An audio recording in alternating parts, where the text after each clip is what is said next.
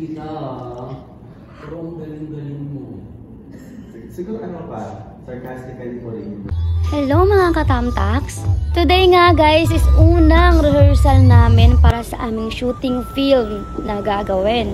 At sa di inaasahang pagkakataon guys, habang naglalakad kami, meron nakakilala sa atin kaya ayan nagpa-picture si ate. Hello po ate, shout out po sa'yo!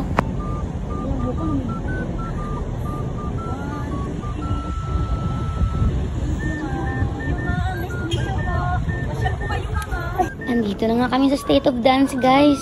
Hindi ko talaga inaakalang darating ako sa puntong makakapasok ako sa ganitong studio guys.